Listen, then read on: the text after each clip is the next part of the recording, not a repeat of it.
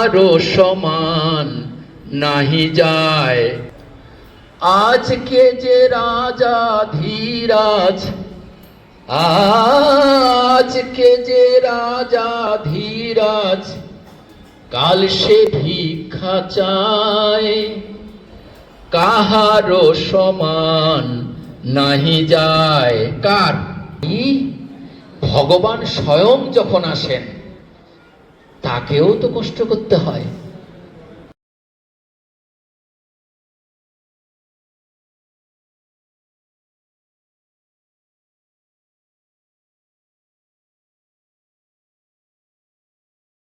সমস্ত কিছু হলো, এখন আর বিস্তারে যেতে হবে। বানপ্রস্থ মানে বিস্তারে গমন। তাহলে বিস্তারে যে বানপ্রস্থ সেই বেষ্টি সহ বিস্তৃতির সেবাব্রতী, যেই বানপ্রস্থী সেই বেষ্টি সহ বিস্তৃতির সেবাব্রতী যেই। আর সব প্রবৃত্তি রত থাকে। প্রবৃত্তি মানে কাম, ক্রোধ, লোভ, মোহ, মদ, মাৎসর্য। সব প্রবৃত্তি রত থাকে ইষ্ট কার্য লয়ে। সেই সন্ন্যাসী, সেই তো যোগী, কাল নত যার ভয়ে। গতানুগতিক তার হচ্ছে না, ভালো লাগতেছে না, হায় হায় কি কষ্ট, এইগুলাও শুনতে হবে। আমরা তো ঢলে পড়বো, আর হয়ে যাবে আমাদের, তাই না? গড়াগড়ি দেব। এমন ঘটনা পৃথিবীতে নাই, পৃথিবীর ইতিহাসে কোথাও নেই। শুধু সাধনার কথা বলা আছে। যদি তাই হতো তাহলে যাদেরকে আমরা পুজো করি তাদেরকে কি এত কষ্ট করতে হইতো জীবনে? তাই না? তাদেরকে জীবনে এত কষ্ট করতে হতো না। অনেক কষ্ট করতে, যারা পৃথিবীতে যত বড় হয়েছে তাদেরকে তত কষ্ট করে হয়েছে। আরে ভগবান স্বয়ং যখন আসেন তাকেও তো কষ্ট করতে হয়। চিরদিন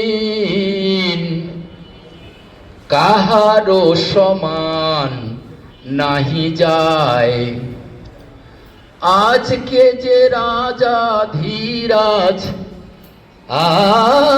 আজকে যে রাজা ধীরাজ, কাল সে ভিক্ষা চায়। কাহারও সমান নাহি যায়। কার? কাজী নজরুল ইসলাম। অবতার শ্রীরামচন্দ্র, যে জানকীর পতি, তারও হলো বনবাস, রাবণ করে দুর্গতি।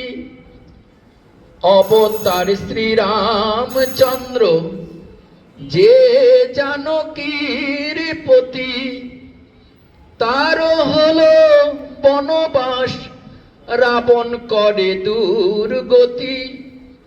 আগুনেও পুরিল না, আগুনেও পুরিল না, ললাটেরি লেখা হায়।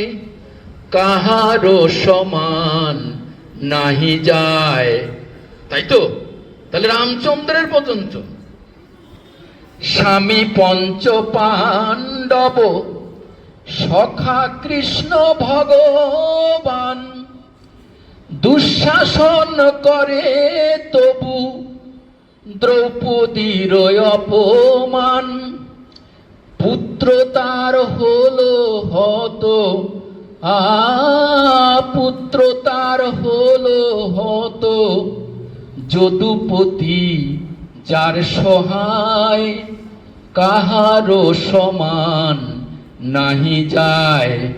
দেখেন কাজী নজরুল ইসলাম কোনখানে হাত দিয়েছে।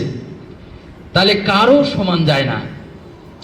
এত সুন্দর করে চলতেছি, তারপরেও ওই যে আমার বৌদিমা গেছিল আমার বাড়িতে সেদিনকে, আমার সৌভাগ্য যায়।